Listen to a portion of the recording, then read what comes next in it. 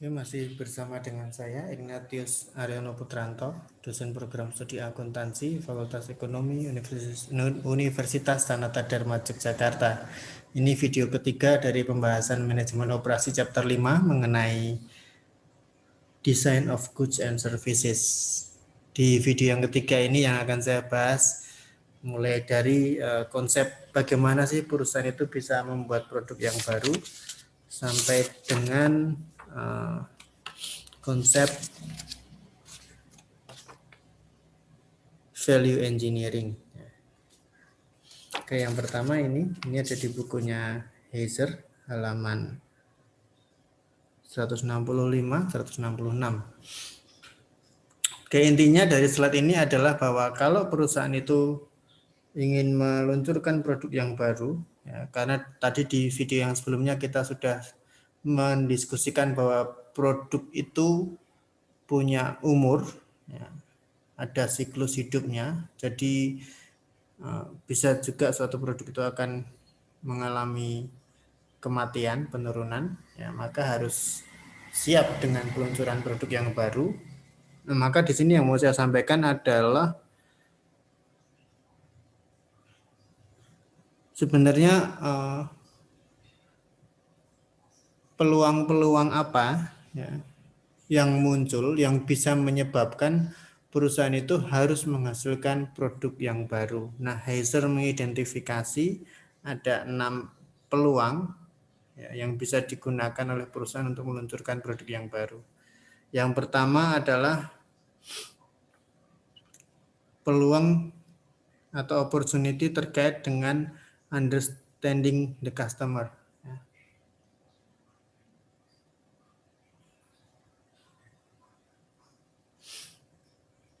Peluang yang pertama ini dianggap sebagai isu yang paling utama dalam hal peluncuran produk yang baru.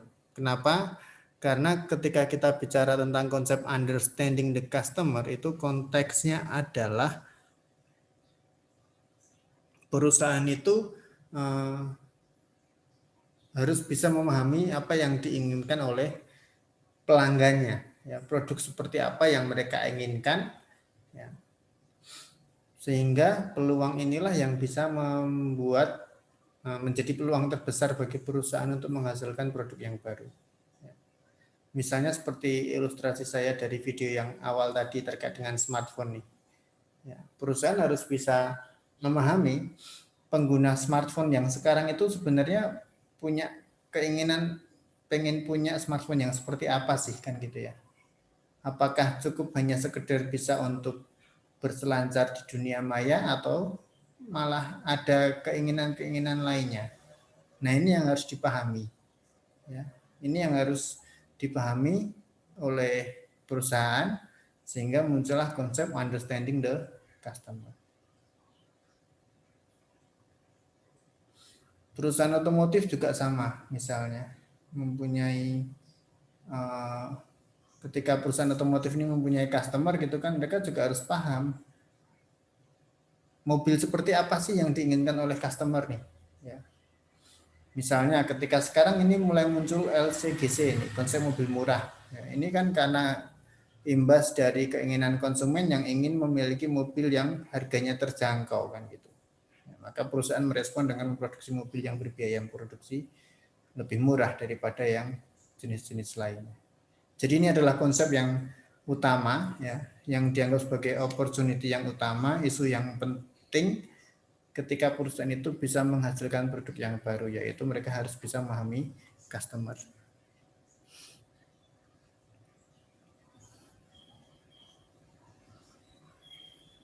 Bahkan di kalimat terakhir dari nomor 1 itu Heiser mengatakan the operations manager must be tuned in to the market. Ya. Jadi untuk bisa memahami seperti apa sih keinginan customer, ya berarti si manajer operasinya harus tune in, harus bisa, istilahnya kalau tune in itu berarti bisa klop, ya, bisa sangat memahami pasar itu seperti apa. Nah, ini tugas manajer operasi. Ya, dia harus benar-benar tahu konsumen sekarang itu lebih sukanya produk yang mana, kan.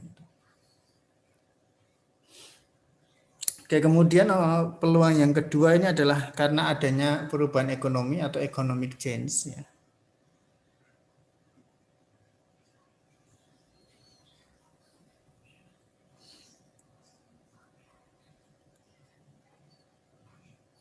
Jadi ketika kita dihadapkan pada kondisi di mana terjadi perubahan ekonomi,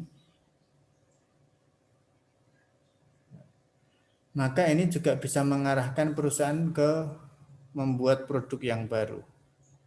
Artinya apa? Ketika terjadi perubahan ekonomi, maka perusahaan harus bisa langsung tahu sebenarnya produk apa yang bisa mereka luncurkan ketika ekonomi mengalami perubahan kondisi.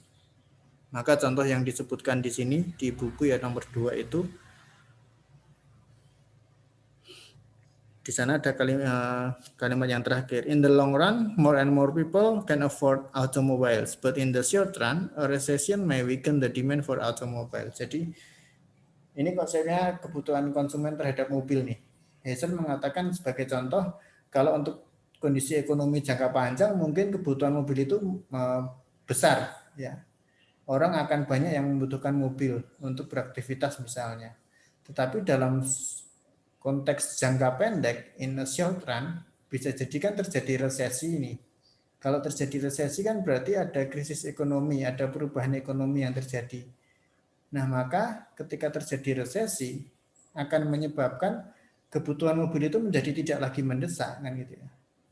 Maka di sini yang perlu diperhatikan perusahaan adalah ketika ekonomi itu mengalami perubahan, apakah perusahaan harus langsung mengeluarkan produk atau tidak. Nah, ini yang harus diperhatikan juga. Kemudian peluang yang ketiga ini perubahan sosiologis dan demografis ya, sociological and demographic change. Kondisi demografis dan sosiologis yang mengalami perubahan ini juga bisa menjadi peluang bagi perusahaan untuk menghasilkan produk yang baru. Contohnya yang disampaikan oleh Heiser di situ terkait dengan family size nih. Ya. Yang adanya penurunan family size. Jadi konsep yang diajukan Heiser untuk nomor 3 itu contohnya adalah keluarga di era sekarang itu kan mengalami penurunan dari sisi jumlah. Saya membayangkannya seperti ini. Dulu zaman ibu saya lahir itu kan keluarganya besar ya. Satu keluarga itu bisa punya 8 sampai 10 anak. Nah, tetapi sekarang semakin ke sini jumlah anggota keluarga itu kan semakin sedikit ya. Kalau saya amati rata-rata suami istri sekarang itu punya anak maksimal paling banyak banget 4, itu sudah termasuk banyak. Rata-rata 1 sampai 2 anak. Nah, ketika terjadi perubahan demografis seperti ini, di mana ukuran jumlah anggota keluarga mengalami penurunan, nah ini juga harus dilihat oleh perusahaan terkait dengan apa? Terkait dengan produk yang akan mereka luncurkan. Misalnya, kalau di zaman dulu ketika jumlah anggota keluarganya banyak, berarti kan pasti mereka akan mencari rumah yang luas, mobil yang bisa memuat banyak orang misalnya. Maka jadi menguntungkan ketika di zaman dulu perusahaan-perusahaan membuat mobil dalam bentuk yang mobil-mobil besar. Atau kalau perusahaan properti ya menawarkan rumah yang luas. Tetapi di zaman sekarang ketika terjadi penurunan jumlah anggota keluarga akan menjadi sangat tidak menguntungkan kalau perusahaan itu masih memaksakan meluncurkan mobil-mobil yang berbadan lebar, sementara jumlah anggota keluarga itu semakin sedikit dalam setiap keluarganya. Itulah kenapa sekarang kalau diamati yang muncul adalah mobil-mobil yang compact, yang ringkas, ya, hanya untuk 5 orang, ya. Atau bahkan sekarang juga ukuran mobil menjadi semakin kecil misalnya. Rumah juga sama. Sekarang kita amati perumahan-perumahan itu karena kebutuhan semakin banyak gitu ya untuk rumah, terlepas dari jumlah tanah yang tersedia juga semakin sedikit, tetapi sekarang rata-rata rumah itu tidak seluas rumah zaman dulu. Saya masih ingat dengan sangat jelas rumah eyang saya itu luas pekarangannya. Karena dulu anaknya banyak, jadi satu rumah itu bisa diisi banyak orang kan gitu. Aktivitasnya juga banyak. Tetapi sekarang ketika keluarga semakin sedikit jumlahnya, maka rumah yang kecil tetapi dirasa cukup untuk memenuhi kebutuhan seluruh anggota keluarga itu sudah memadai. Maka sekali lagi kondisi perubahan demografis dan sosiologis seperti ini juga menjadi faktor yang dapat menentukan bagi perusahaan untuk menentukan produk baru seperti apa yang akan mereka luncurkan. Faktor yang keempat, perubahan teknologi atau technological change. Di sini konteksnya adalah seperti yang tadi saya ceritakan sebenarnya di ilustrasi awal, ya. Perubahan teknologi itu juga bisa menjadi peluang bagi perusahaan untuk meluncurkan produk baru mereka. Misalnya dulu handphone memang hanya digunakan untuk mengirim pesan singkat dan menerima telepon, tetapi sekarang handphone semakin pintar, kemampuannya semakin banyak, bisa digunakan untuk berbagai macam aktivitas. Bahkan ada juga yang bentuknya tablet dan segala macam, dan semakin berkembang sekarang bahkan muncul artificial intelligence dan segala macam. Ya, perubahan teknologi itu bisa mendorong perusahaan untuk meluncurkan produk baru mereka. Bahkan di kelas di materi SIM, teman-teman ketika membahas sistem informasi manajemen kan juga sekarang mulai mempelajari bahwa ada teknologi wearable devices, ya, teknologi yang bisa kita kenakan di tubuh kita. Contohnya misalnya smartwatch, Google Glass dan lain sebagainya. Nah, itu faktor technological change. Kemudian faktor berikutnya adalah political and legal change, ya. Perubahan politik dan aturan-aturan hukum. Di sini kalau di bukunya Heiser dia mengatakan political and legal change brings about new trade agreements, tariffs and government requirements. Jadi perubahan kondisi politik, perubahan aturan hukum itu bisa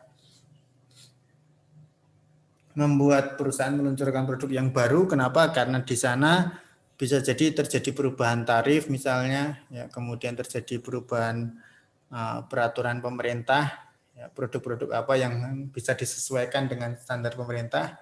Contoh yang paling melekat di benak kita, dulu itu helm tidak ada aturannya, ya. Jadi saya mengenal istilah ada helm batok itu yang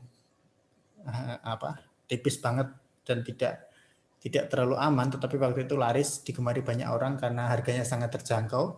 Tetapi kemudian pemerintah mengeluarkan aturan baru, helm harus ada standar nasionalnya, ada SNI-nya.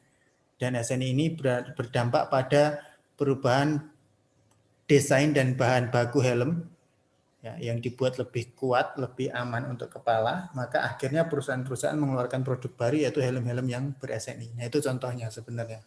Bagaimana kondisi politik dan peraturan hukum itu bisa mengalami perubahan, dan perubahan ini akan mempengaruhi pada munculnya produk-produk yang baru. Contoh yang lain misalnya sekarang sepeda motor 2 tak yang pakai oli samping dan knalpotnya ngebul itu kan juga sudah tidak boleh kan gitu ya, karena aturan emisi yang baru, motor-motor 2 tak itu tidak ramah lingkungan, maka harus diganti dengan motor-motor 4 tak. Maka akhirnya perusahaan pun menghentikan produksi motor 2 taknya dan mereka memperbanyak produksi motor 4 tak, ya, untuk menyesuaikan dengan peraturan baru yang ada di negara tersebut. Oke, kemudian faktor yang terakhir adalah terkait dengan market practice, professional standard, supplier and distributor. Jadi selain 5 opportunity, selain 5 faktor ini tadi, ada faktor lain, ya, ada peluang lain yang bisa membuat perusahaan untuk menghasilkan produk baru,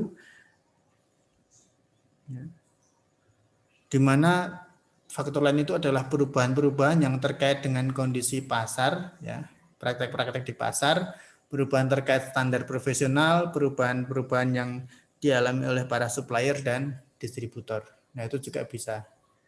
Contoh misalnya perubahan yang dialami oleh distributor, misalnya kalau sekarang itu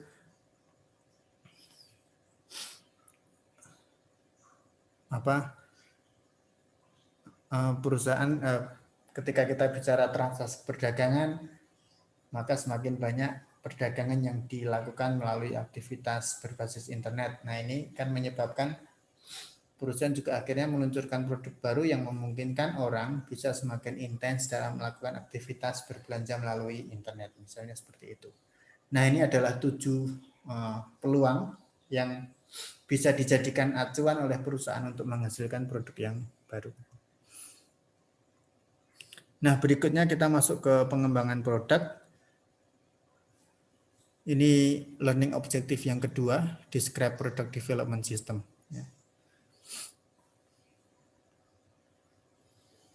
Nah, ketika kita bicara tentang pengembangan produk, maka ada beberapa konsep di dalamnya. Yang pertama adalah sistem pengembangan produk itu sendiri. Konsepnya sistem pengembangan produk ini adalah langkah-langkah yang bisa dilakukan oleh perusahaan dalam mengembangkan produk yang mereka miliki. Nah, maka di sini yang saya tuliskan adalah in this system, ya, dalam sistem pengembangan produk ini, product options go through a series of steps, each having its own screening and evaluation criteria, but providing a continuing flow of information to prior steps. Jadi dalam konteksnya, kalau dari gambar yang saya tampilkan, sistem pengembangan produk ini intinya adalah perusahaan itu punya beberapa opsi produk yang bisa dikembangkan. Nah, kemudian dari setiap opsi produk ini mengalami tahap-tahap tertentu, ya, di mana dalam tahap pengembangan ini nanti ada beberapa kriteria yang bisa dievaluasi, ya, terkait dengan opsi produk itu, untuk kemudian nanti diputuskan apakah produk ini sukses atau tidak. Ya, apakah produk ini bisa diluncurkan ke pasar, bisa diminati banyak orang atau tidak. Nah, maka kalau kita lihat dari skemanya, sistem pengembangan produk itu tentu dimulai dari konsep, kan gitu ya. Konsep ini berupa ide dari banyak sumber, ya, ideas from many sources. Misalnya melihat ke pasar sekarang itu tertariknya dengan barang seperti apa. Nah, muncul ide baru, ide untuk produk yang baru. Kemudian dari konsep, dari ide tadi masuk ke tahap berikutnya yaitu visibility atau kelayakan. Does firm have ability to carry out idea? Apakah perusahaan itu punya kemampuan, punya kapabilitas untuk mewujudkan ide itu tadi? Misalnya perusahaan punya ide membuat mobil yang bisa dikendarai secara otomatis tanpa ada sopir. Nah, dari ide itu kemudian masuk ke kelayakan, visibility. Ide itu layak untuk dieksekusi nggak sih, intinya itu. Perusahaan itu mampu nggak sih bikin atau mewujudkan ide tadi dalam bentuk produk. Kemudian dari tahap kelayakan masuk ke tahap customer requirements to win orders. Ketika perusahaan sudah merasa, oh ternyata kita bisa nih bikin produk itu, nah maka tahap berikutnya yang perlu diperhatikan adalah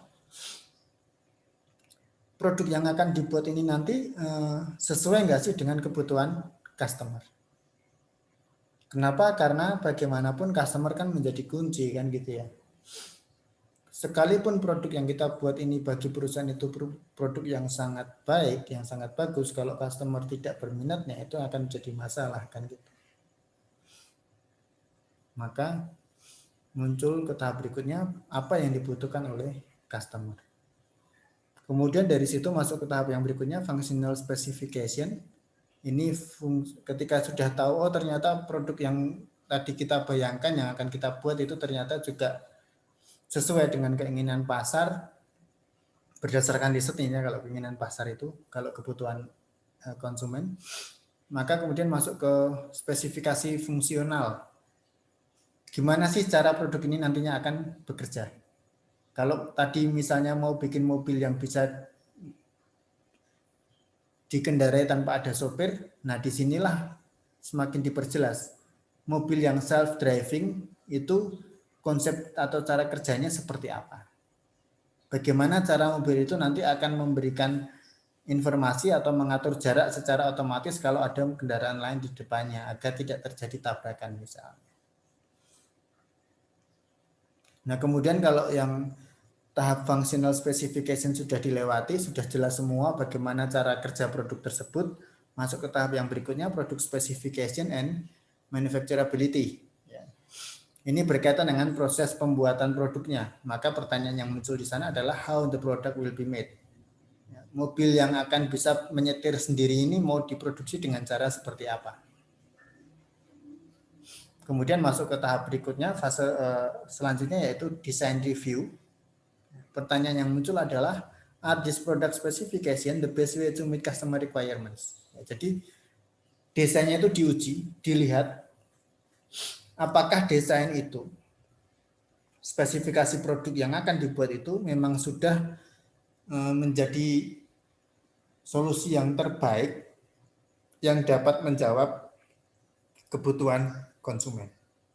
Itu ada dalam tahap desain review. Kemudian masuk ke tahap berikutnya, pengujian pasar. Ya, jadi produk yang akan diluncurkan harus diuji dulu ke pasar. Test market, does product meet customer expectation? Apakah produk yang akan kita luncurkan ini memang sesuai dengan apa yang diinginkan oleh customer? Dari test market kemudian masuk ke fase berikutnya yaitu introduction to market. Ini secara harafiah berarti barang produk kita memang diluncurkan ke pasar pada akhirnya. Kemudian di situ ada promosi dan lain sebagainya. Ya, kita mengenalkan produk baru, mobil yang bisa self driving, bisa dikendarai tanpa perlu ada sopir misalnya, diuji coba oleh beberapa konsumen. Kemudian tahap terakhirnya evaluasi. Apakah produk itu sukses diterima pasar atau tidak. Nah, ini adalah sistem pengembangan produk yang bisa dilakukan oleh perusahaan ketika mereka ingin mengembangkan beberapa opsi produk yang mereka miliki.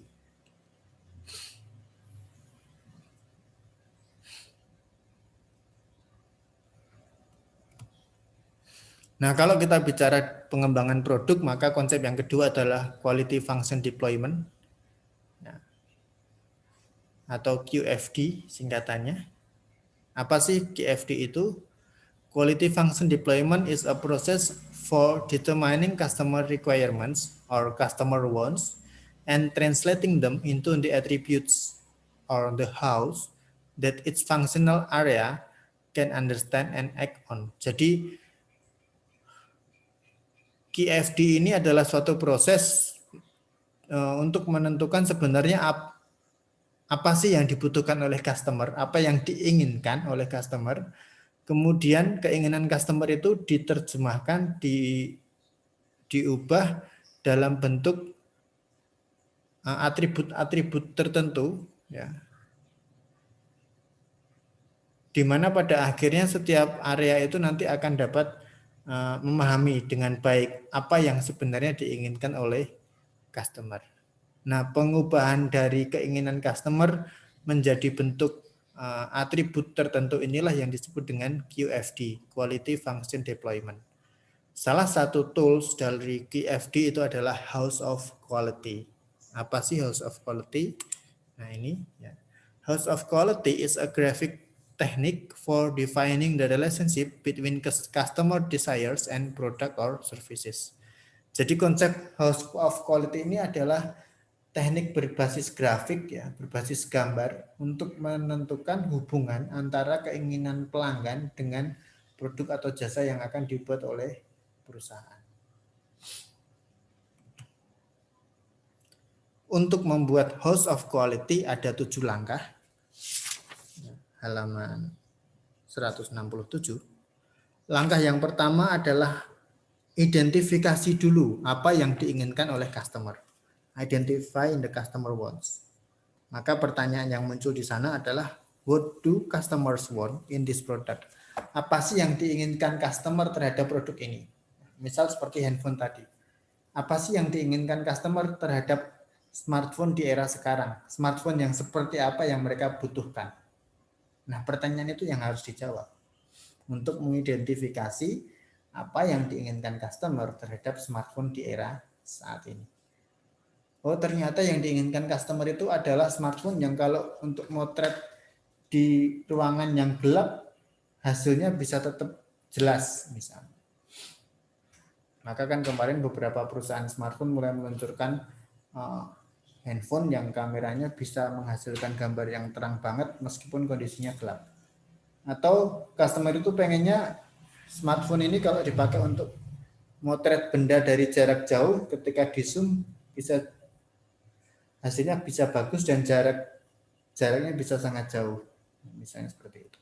Nah, itu untuk mengidentifikasi kebutuhan customer itu sekarang apa. Kemudian langkah yang kedua, setelah kebutuhan customer itu teridentifikasi, langkah berikutnya adalah identify how the good or service will satisfy customer wants. Jadi kalau customer itu pengennya smartphone yang kalau untuk motret gambarnya bisa bagus banget, nah ini diidentifikasi lagi nih secara lebih detail. Barang yang seperti apa sih yang nanti akhirnya memang benar-benar bisa memuaskan keinginan customer.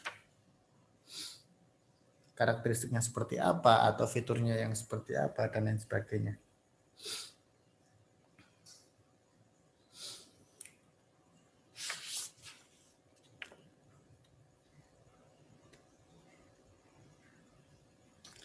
Langkah yang ketiga, kalau sudah teridentifikasi barang atau jasa secara spesifik yang seperti apa yang bisa memenuhi kebutuhan atau keinginan customer, maka masuk ke tahap berikutnya, relate customer wants to product house.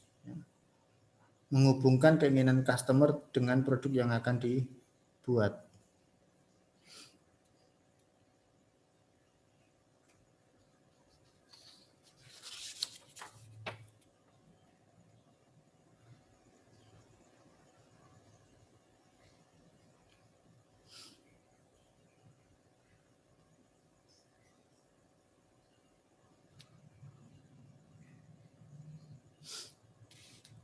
Maka di buku untuk nomor 3 ini keterangannya seperti lihat di example 1. Example 1 itu yang ini ya.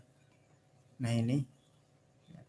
Misalnya ini kan kalau tadi disebut house of quality karena tools ini memang akhirnya bentuknya jadi seperti rumah kan gitu ya. Rumah yang menunjukkan kualitas produk kita. Maka misalnya di sini kita gambarkan satu petak. Ini adalah hal-hal yang diinginkan oleh customer.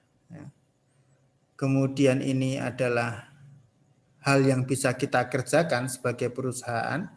Maka ketika ini dihubungkan ada satu bagan di sini, ada satu kotak di sini. Ya. Ini keterangannya adalah how well what we do meets the customer wants. Ini relationship-nya di sini. Jadi keinginan customer dihubungkan dengan yang kemampuan perusahaan kita itu menghasilkan kotak di sini. Nah, ini kita identifikasi. Ya, keinginan customer apa saja, kemampuan kita untuk menghasilkan produk itu seperti apa, maka nanti akan ketemu beberapa hal di sini yang bisa menghubungkan antara kedua hal tersebut. Kemudian langkah yang kelima, develop importance rating. Ya, jadi ketika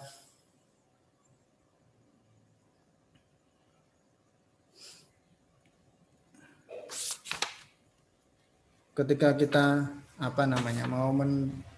mau melihat sebenarnya apa yang dibutuhkan customer, kita bisa membuat rating, bisa membuat pemeringkatan, ya. Pakai skala tertentu, hal-hal apa saja yang benar-benar memang dibutuhkan oleh customer itu nanti akan jadi prioritas kita. Ya. Maka di sini bagannya kecil di sini.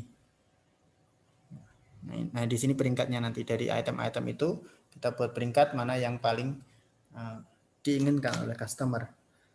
Kemudian langkah yang keenam, evaluate competing products. Ya, pertanyaan yang muncul di sana adalah how well do competing products meet customer wants?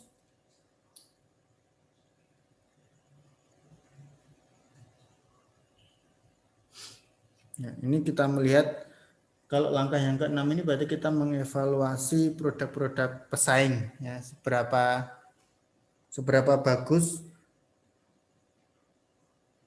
produk pesaing itu memenuhi kebutuhan customer, maka warnanya beda lagi. Ini yang hijau. How well, competitive assessment. Ya. Jadi misalnya tadi kita mau membuat smartphone yang benar-benar diinginkan customer, kita juga mengevaluasi dulu smartphone yang sudah beredar dari perusahaan pesaing itu seperti apa. Apakah dari produk-produk mereka itu memang ada yang sudah bisa mampu menjawab kebutuhan customer kan gitu. Kemudian langkah yang terakhir, determine the desirable technical attributes, your performance and competitors' performance against this attribute. Nah, di sini evaluasi teknis ya. Evaluasi teknis nih yang paling bawah nih. Dua ini. Technical atributnya apa, kemudian evaluasi teknisnya bagaimana. Sehingga nanti di sini kita akan bisa melihat ini sebagai pondasi ya, ini yang paling bawah ini. Kita bisa melihat bagaimana kemampuan perusahaan kita ya. Kemudian juga dibandingkan dengan kinerja pesaing terkait dengan beberapa atribut teknis yang sudah kita tentukan sebelumnya. Nah, kalau 7 langkah ini sudah dilakukan, identifikasi kita sudah lengkap, maka akan muncul bentuk seperti rumah ya. Ada pondasinya, ada pilarnya, ada atapnya, ada lantainya. Di mana setiap elemen ini memiliki makna tertentu. Nah, harapannya ketika ini sudah dibuat, maka produk yang nanti akan kita luncurkan itu benar-benar adalah great products, ya, produk yang memang dibutuhkan oleh konsumen. Nah, ini contoh yang lain dari House of Quality. Ini House of Quality-nya berbentuk urutan ya, sekuensial. Nah, jadi untuk bisa memenuhi kebutuhan customer bisa juga dibuat seperti ini. Misalnya rumah yang pertama ya, keinginan customer apa, kemudian ini yang kita lakukan, karakteristik produk kita seperti apa, desainnya, nanti akan ketemu hasilnya di sini, hubungannya, relationship-nya. Kemudian masuk ke rumah yang kedua, kan kalau di rumah yang pertama ketika sudah muncul di kotak ini berarti kan desain itu sebenarnya diharapkan sudah sesuai dengan kebutuhan customer. Maka masuk ke rumah yang kedua, dari karakteristik desain kita yang sudah memenuhi kebutuhan customer, kemudian dihubungkan dengan komponen-komponen yang spesifik. Untuk bisa membuat desain seperti ini kita butuh komponen apa saja, nanti relationship-nya ada di sini. Ya, langsung dapat terpetakan dengan mudah komponen yang dibutuhkan apa saja secara spesifik. Setelah identifikasi komponen, masuk ke rumah yang ketiga, yaitu komponen yang spesifik tadi dihubungkan dengan proses produksi, maka muncul hubungannya di sini. Bagaimana proses produksi itu akan dilakukan ketika komponen-komponennya sudah ada, di mana komponen ini sebenarnya sudah sesuai dengan desain karakteristik, dan desain karakteristik ini sudah memenuhi kebutuhan customer. Kemudian masuk ke rumah yang terakhir, rumah yang keempat, ini hubungannya antara proses produksi dengan kualitas. Jadi hubungan antara kalau proses produksi itu sudah selesai, kemudian pengujian kualitasnya mau bagaimana, nah itu akan muncul di sini. Nah, harapannya kalau rumah yang keempat ini sudah selesai, berarti barang itu nanti sudah jadi, sudah dicek kualitasnya, maka harapannya barang yang kita hasilkan di sini tadi bisa memenuhi kebutuhan customer. Nah, ini contoh yang lain. House of Quality tapi dalam bentuk sequence. Ya, mungkin ini lebih mudah untuk dibayangkan sebenarnya.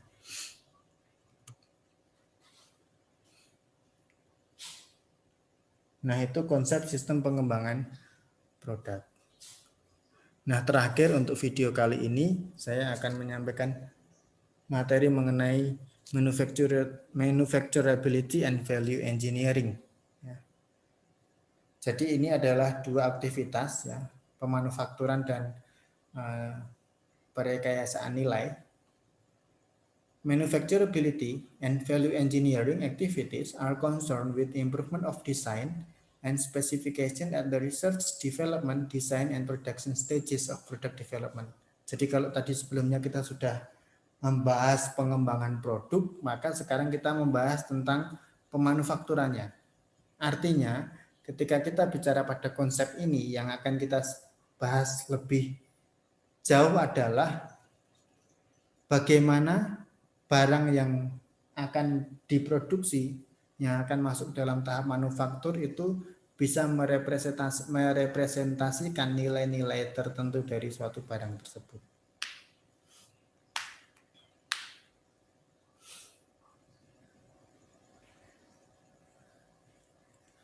Nah, kenapa design of manufacturability and value engineering ini menjadi penting? Karena ketika perusahaan melakukan perancangan dalam konteks pemanufakturan dan perekayasaan nilai, maka ada beberapa manfaat atau benefit yang dapat dihasilkan perusahaan. Benefit yang pertama,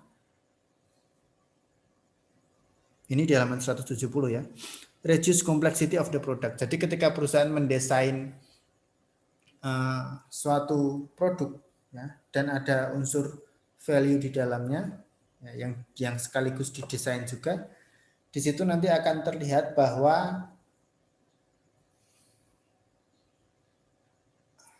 ada manfaat dalam hal produk yang didesain menjadi lebih sederhana.